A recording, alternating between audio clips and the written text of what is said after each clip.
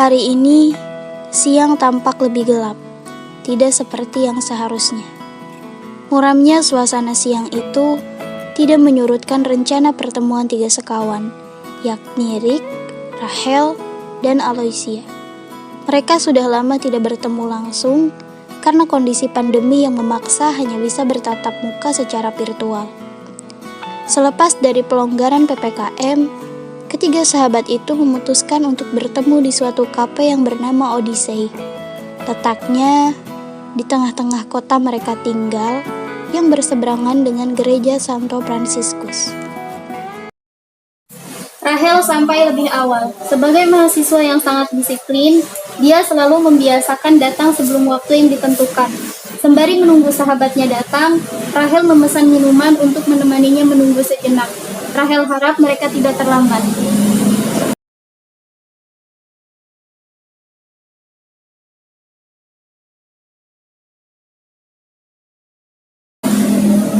Rachel! Hai! Hai! Sudah lama tidak bertemu. Kebiasaan kalian membuat kaget. Kan kau tahu itu ketemu dengan orang. Tidak berubah. Seharusnya kau menyiapkan jantungmu untuk bertemu dengan. Maaf ya Rakyat, kita udah mengambil kamu. Pusing ikutin aja. Bagaimana kalau sebagai gantinya nanti harus membayar minumanku? Ah, aku. Iya. Gimana? Ya sudah, aku aja deh Rahel. Kebiasaan. Yaudah, terima kasih. Ayo duduk.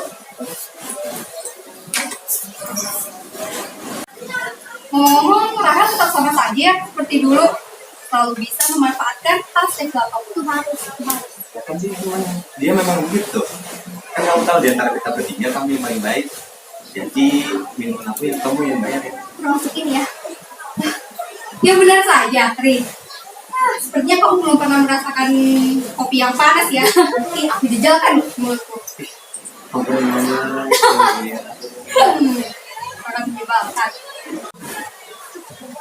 Kelakuan kedua sahabatnya selalu berhasil membuat Rachel tertawa. Mereka pun melanjutkan obrolannya seiring Rick dan Aloysia yang sedang memesan minuman dan cemilan. Oh iya, aku sampai lupa. Kabar kalian bagaimana? Aku sih baik. Kalau aku alhamdulillah baik. Kalau kamu gimana? Aku juga baik-baik. Cuma kalian tahu kan semester 5 ini tugas lagi.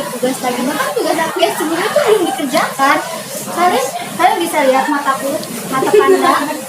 Itu sudah tidak layak untuk buka mata. Kedua temannya tergelak. Rachel tidak berubah. Memang benar tampak ada lengkung hitam di bawah matanya. Namun dia sering melebih-lebihkan sesuatu seakan itu benar-benar terjadi. Masa sih seorang Rachel bisa pusing juga? Bisa. Mas. Iya. Tapi benar sih kamu. Aku juga merasakan tekanan itu. Tapi tidak sampai membuat mataku tertutup seperti ini. Memang, Rachel suka melebih-lebihkan sih. Kalau aku sering juga sih, Kel. Temanku kalau ada kelas. Tapi aku tidak seperti ibu kok. Kamu bukannya batunya begadang ya? Ya memang dia satunya kan. Memang sih dulu aku suka begadang, tapi mulai sekarang aku sudah mulai bisa memperhatikan. Aku membagi waktuku pada waktu yang mulai dapat tugas dan ya kita memang harus memperhatikan kesehatan begadang.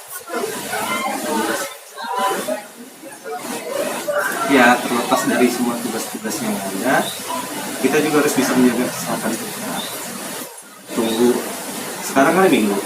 Kamu Iya. bukannya ke gereja? Iya, kamu balik ke gereja ya?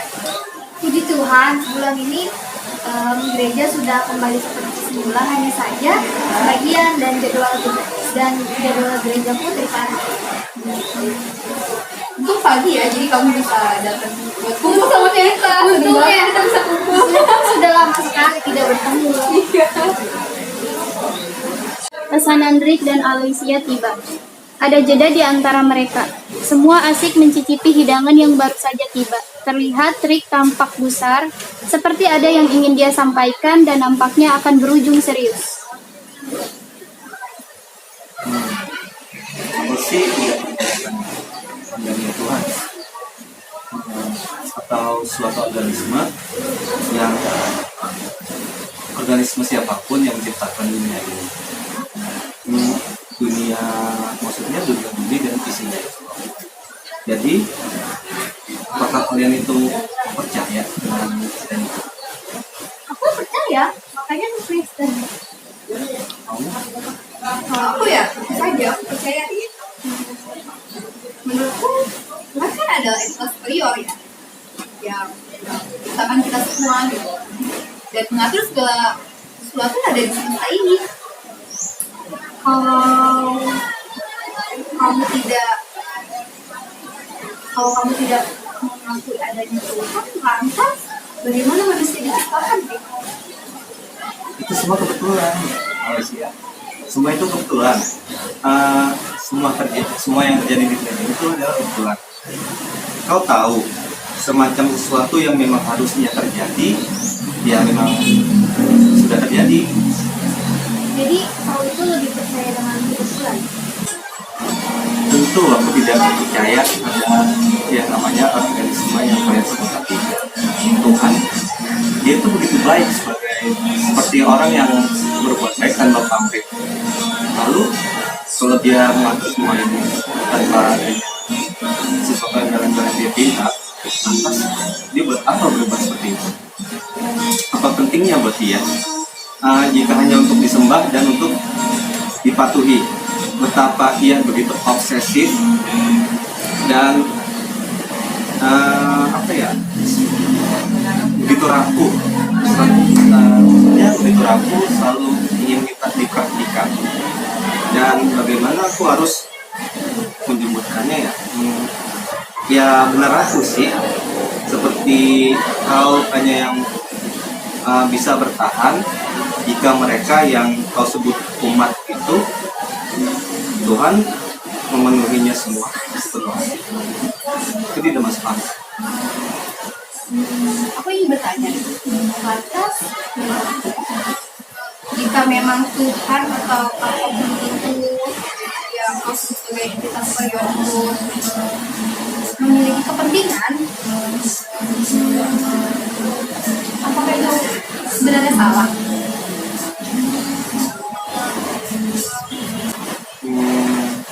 Barangkali tidak. Tetapi Tuhan yang memiliki kepentingan itu adalah Tuhan yang dimanusiakan. Dan itu sungguh banal. Maksudnya seperti khayalan orang-orang zaman dulu yang mengibaratkan Tuhan seperti orang tua yang berjanggut yang berada di langit, bisa saja mengatur kita, mengatur akan ada hidup dan mati. Dan jika kita tidak memenuhi peraturannya tersebut, sang Tuhan itu marah dan memberi kita sebuah hukuman layaknya seorang tirani yang begitu jahat dan harus mematuhi apa-apa yang dia perintahkan. Apakah kau sudi percayakan Tuhan itu? Kalau menurutku sifat-sifat seperti itu ya hanyalah perwakilan dari apa yang mungkin ditafsirkan oleh indera manusia ya. Kemudian ya kita bisa mengibaratkannya seperti seorang penulis yang memberikan watak penokohan terhadap tokoh-tokoh dalam ceritanya.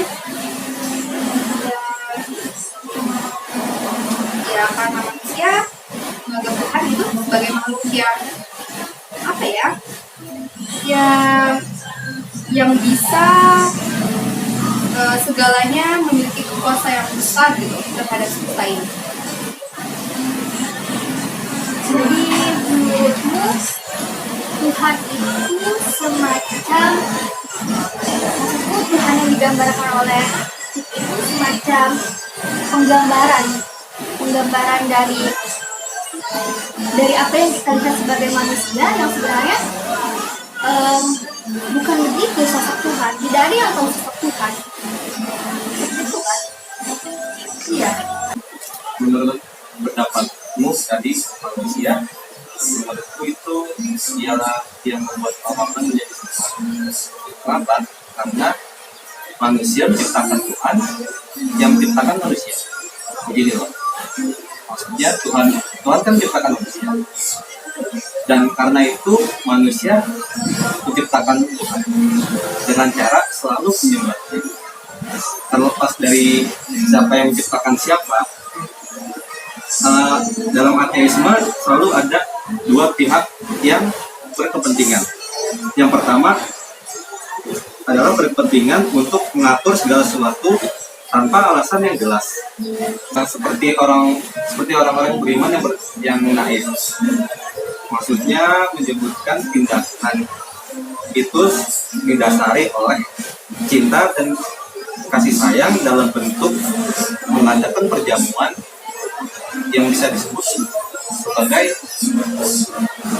sebuah ibadah untuk mempererat dari persaudaraan dengan sesama umat, sama jamaah pada Tuhan tersebut. Dan setelah ibadah itu mengundang umat yang kurang mampu. Dan juga yang kedua, merasa berkepentingan untuk senantiasa menyembah sang pengatur itu supaya ia tidak murka dan selalu mengabulkan doa-doa mereka. Jadi maksudmu hubungan antara manusia dan Tuhan itu semacam pertemuan dua kepentingan yang sama-sama bersifat egois.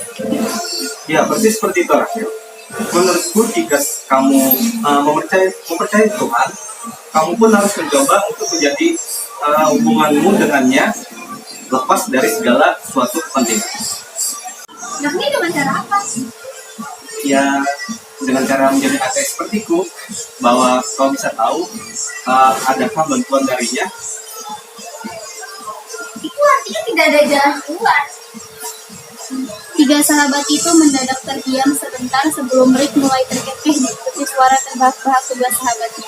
Rahel pun lantas menggeleng-gelengkan kepalanya seraya mengetuk-ngetuk meja di depannya yang masih terisi sisa cemilan dan kopi yang tinggal setengah cangkir. Kita seharusnya tidak membicarakan ini. Kita berdua sama-sama tahu kita berteman tidak memandang dari agamanya atau kepercayaan apapun yang dipeluknya.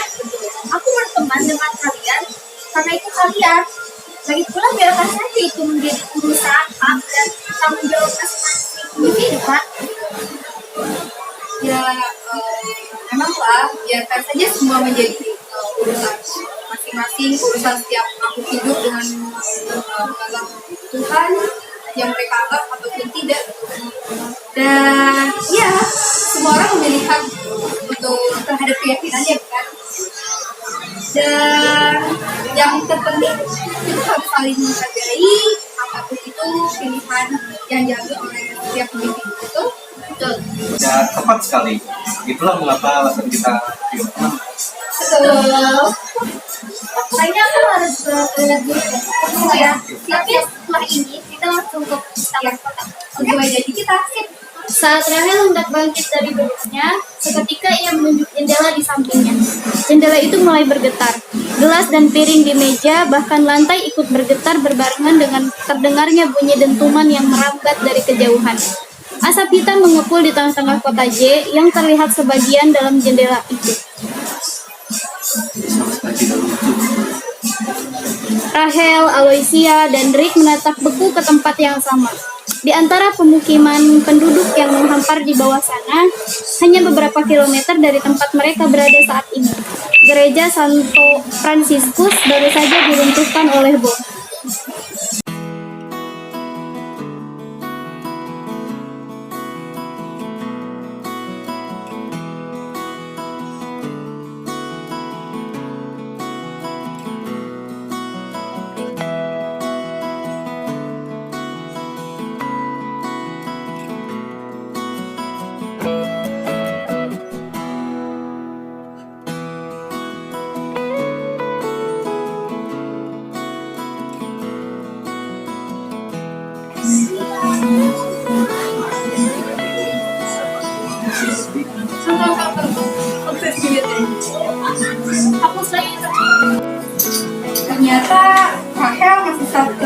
lagi ya seperti dulu.